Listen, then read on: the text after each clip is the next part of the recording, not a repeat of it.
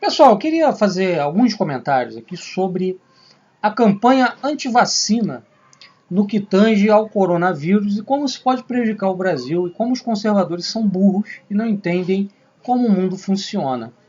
Em primeiro lugar, eu queria lembrar o seguinte: a OMS não é um órgão globalista. Globalismo não é a mesma coisa que internacionalismo. Internacionalismo já está estabelecido no mundo há muito tempo, desde o século XIX. Os ideais liberais, socialistas, são internacionalistas. E com base neles, surgiram diversas organizações de cariz internacionalista. A OMS surgiu lá no século XIX, o protótipo dela, né, ali na Guerra da Crimeia. Depois da Primeira Guerra Mundial, a Sociedade das Nações, a Liga das Nações, estabeleceu um sistema, um órgão, melhor dizendo, de regulação de padrões de higiene para coordenar esforços internacionais, esforços de vários países, no sentido de espalhar medidas de higienização que poderiam melhorar a saúde pública, a saúde de diversos povos e etc. Lembrar que, logo que acaba a Primeira Guerra Mundial, nós temos o surto da gripe espanhola. Então, esses esforços eles vieram justamente num contexto que era um contexto epidêmico, pandêmico, etc. Depois, com o fim da Segunda Guerra Mundial, a OMS é estabelecida. Mas a OMS ela é baseada, basicamente, em representatividade de governos nacionais. Todos os governos têm assento na OMS. Perfeito? A OMS não é o Clube Bilderberg, não é o Bohemian Grove, não é o CFR. Esses sim, órgãos globalistas. O conservador ele não consegue fazer diferenciação entre órgãos internacionais e órgãos globalistas. O globalismo, para ser mais preciso, ele tem início a ideia de uma governança global, a necessidade de unir esforços em torno de criação de leis globais para dar base à expansão da globalização econômica e cultural é mais de 1991 para cá, com o fim da União Soviética. Ali você tem o surgimento da nova ordem mundial, uma nova ordem unipolar, Estados Unidos hegemônico, único poder global, com a queda da União Soviética, o fim do comunismo.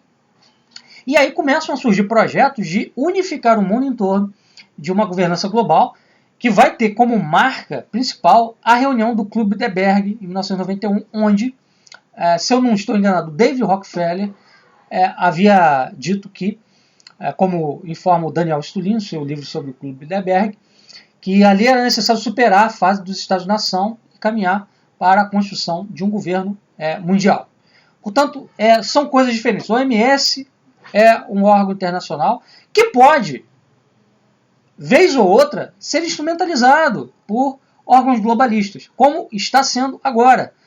A Fundação Gates, a Fundação Rockefeller hoje, tem muita voz na OMS, sabe por quê? Por causa dos conservadores imbecis a lá Trump, tá? A lá Donald Trump. Porque Trump retirou a presença dos Estados Unidos da OMS, que acabou caindo nas garras da China, na garra da Fundação Gates e Rockefeller. Agora, uma coisa interessante que os conservadores não entendem é que eles estão fazendo o jogo que a OMS fez no início. A OMS, no início, mesmo vendo tudo que está acontecendo na China, a China implantando quarentena, ela ficou o mês de fevereiro todo dizendo para não fazer nada, não fechar a fronteira, não tomar nenhuma medida de mitigação, não estabelecer quarentena, nenhum tipo de isolamento, nada. Aí só em março é que ela foi declarar a coisa como pandemia, tá? Quando já em fevereiro a doença estava espalhada em 50 países. E o que os conservadores defendem hoje era o que a OMS defendia lá no início dessa crise toda. E por que ela defendia isso? Porque como ela está hoje sob os auspícios da Fundação Gates e Rockefeller, é interessante fazer a coisa espalhar para você depois justificar, legitimar e assegurar que medidas draconianas serão aceitas. Sem uma crise, você não consegue estabelecer um novo contexto político. Então, toda essa digitalização que foi imposta de uns meses para cá por conta dessa pandemia, essa transição tecnológica brutal que está sendo feita forçosamente por conta dessa questão toda, não seria necessária ser feita dessa forma se lá em fevereiro a OMS tivesse dado as informações corretas sobre esse vírus. E aí, claro, quando o negócio explode, o negócio espalha, os governos nacionais vão tomar medidas de quarentena, não porque o Imperial College ou a OMS disse para tomar, né? Mas porque eles veem claramente que se não tomarem vai ter colapso da saúde pública. E aí isso pesa para o cara que está no poder, ele vai perder a eleição, né? Então, existem vários motivos para adotar a quarentena. Eu nunca defendi a quarentena ipsis literis, sempre defendi um caminho do meio, mas nem todos os defensores de quarentena são globalistas, e nem todas as razões para defender a quarentena são globalistas também. Tá? Outra coisa também que o conservador médio não entende é que o Imperial College ele não é um órgão globalista. O Imperial College é uma coisa que vem lá do século XIX, XX, né, a junção de vários colégios ali superiores da Inglaterra, de onde saíram diversas mentes brilhantes, né, como, por exemplo, Alexander Fleming, né, que inventou a penicilina, né, inventores de tecnologia da engenharia eletrônica, da engenharia de materiais, que nós utilizamos hoje no dia a dia. O Imperial College é financiado pelo governo da Inglaterra, não tem nada a ver com a OMS, não é um órgão da OMS. Né? E a OMS, como a gente já disse, não é um órgão globalista, é um órgão internacional, que é de base representativa nacional, ou seja, todos os países têm assento na OMS. Uma coisa interessante se notar é que o bolso olavista de merda, desculpem o palavreado, mas é a única palavra que eu encontro para definir essa gente, não faz coro contra a OCDE. Lembram que em 2019 o Bolsonaro queria que o Brasil entrasse na OCDE? Na OCDE você só entra se você tiver uma política de direitos humanos LGBT, por exemplo. Hoje em dia você só entra assim.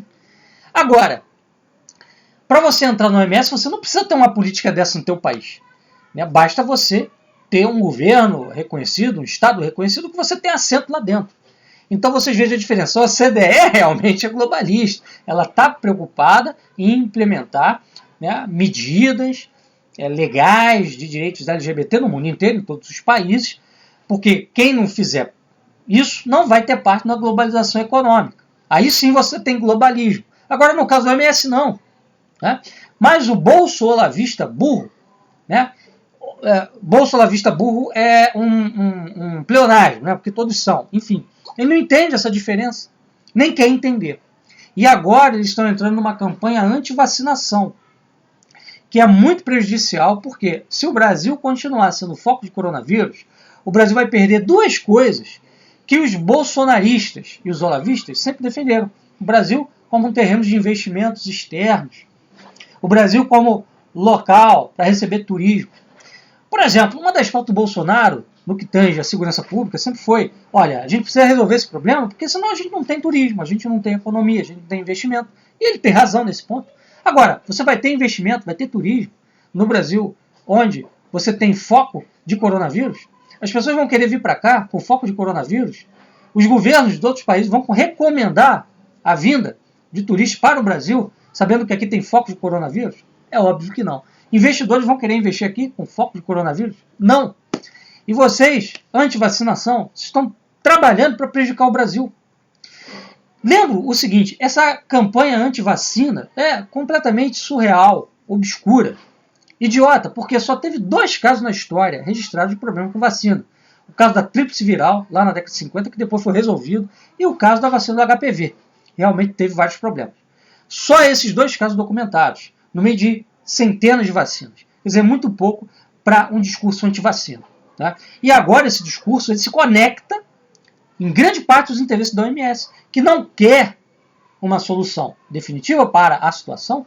Por quê? Porque interessa levar essa quarentena até as últimas consequências, para você poder fazer a Revolução Industrial 4.0.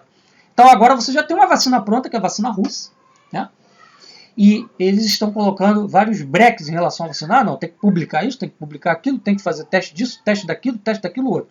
Quer dizer, como se o Putin fosse administrar a vacina no seu povo sem essa segurança para matar a sua população num país que tem um quadro demográfico muito ruim, né, que é a Rússia. Quer dizer, um país gigantesco com pouca população. Ele vai matar o seu povo, vai injetar uma coisa que poderá trazer prejuízo para o seu próprio país, para a sua economia, para a sua sociedade, até para a sua imagem, né, como estadista, pelo amor de Deus. Né?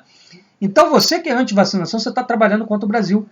E você está trabalhando a favor das grandes companhias. Porque agora a vacina que tem aí é a vacina russa. Tem outra.